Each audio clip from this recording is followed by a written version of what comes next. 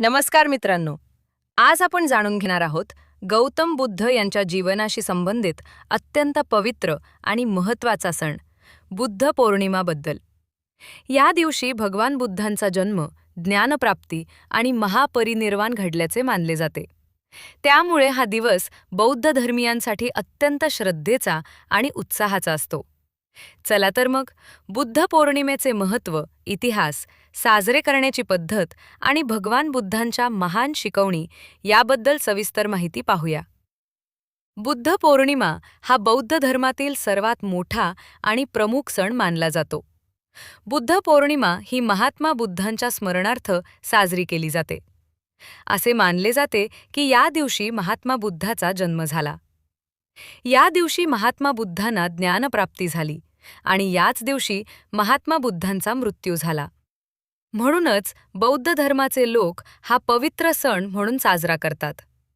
बुद्ध पौर्णिमा वैशाख महिन्याच्या अमावस्येस साजरी केली जाते.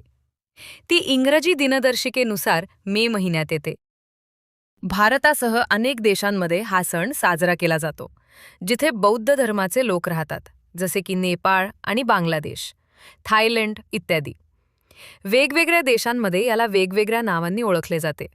उदाहरणार्थ, याला विशाखामध्ये बुका, इंडोनेशियामध्ये वेसाक आणि श्रीलंका आणि मलेशियामध्ये वेसाख म्हणतात आणि भारतात याला बुद्ध पौर्णिमा म्हणतात.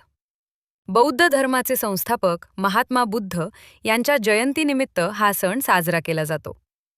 तैवान सरकारने बुद्ध पौर्णिमा सुरू केली. त्यानंतर ती दरवर्षी मोठ्या थाटामाटात साजरी केली जाते. हा सण आशिया खंडातील अनेक देशांमध्ये साजरा केला जातो आणि हा सण बौद्ध धर्मातील सर्वात पवित्र सण आहे.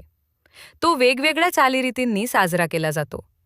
बुद्ध जयंती किंवा पौर्णिमेचे समारंभ आणि विधी पौर्णिमा भारतभर साजरी केली जात असली तरी पण तिचे मुख्य ठिकाण म्हणजे बोधगया, जे गौतम बुद्धांचे तीर्थक्षेत्र आहे. हे ठिकाण महात्मा बुद्धांसाठी प्रसिद्ध आहे. हे ठिकाण बिहार राज्यात आहे आणि त्याचा संबंध महात्मा बुद्धांशी जोडला गेला आहे. म्हणूनच या ठिकाणी बुद्धाची पूजा केली जाते आणि बुद्ध पौर्णिमा साजरी केली जाते. ज्याप्रमाणे हिंदू दीप प्रज्वलित करून रामाचा सण साजरा करतात, त्याचप्रमाणे बौद्ध धर्माचे लोकही दिवा लावून हा महात्मा बुद्धांचा सण साजरा करतात. या दिवशी दूरदूरवरून बौद्ध धर्माचे लोक भारतात येतात आणि महात्मा बुद्धांची पौर्णिमा साजरी करतात. या दिवशी सर्व लोक आपली घरे रंगीबेरंगी ध्वजांनी सजवतात, कारण महात्मा बुद्धांचा आवडता रंग रंगीबेरंगी होता. बौद्ध धर्माचे अनुयायी दोन प्रकारचे आहेत, ज्यामध्ये भिक्षूंना भिक्षू आणि गृहनगरातील लोकांना उपासक म्हणतात. या दिवशी भिक्षू आणि उपासक दोघेही बुद्धाची पौर्णिमा साजरी करण्यासाठी एकत्र येतात. या दिवशी बौद्ध धर्माचे लोक बुद्ध म्हणतात. अनेक लोक उपदेश करतात आणि मिरवणूक काढून आनंद व्यक्त करतात. बुद्ध पौर्णिमेच्या दिवशी सर्वजण शुभ्र वस्त्रे परिधान करून पौर्णिमा साजरी करण्यासाठी येतात.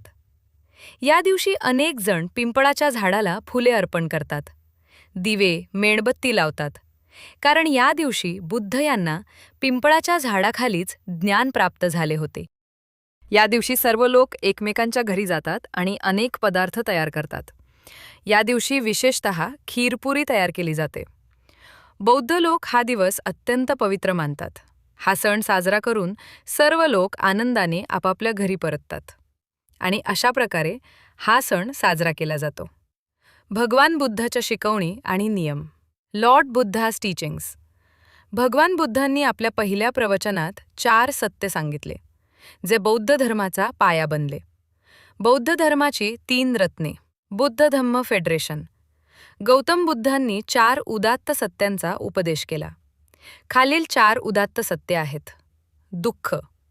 हे जग दुःखी आहे. दुःखाचे कारण. तृष्णा किंवा वासना हे दुःखाचे कारण आहे. दुःखाचा नाश. दुःखाचा नाश होऊ शकतो. दुःखाचा नाश करण्याचा मार्ग. तृष्णेचा नाश करणे हाच दुःखाचा नाश करण्याचा मार्ग आहे, जो अष्टांगिक मार्गाने शक्य आहे. 8 मार्ग.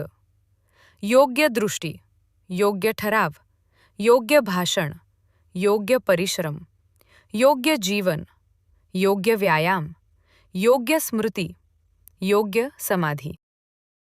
10 उपदेश.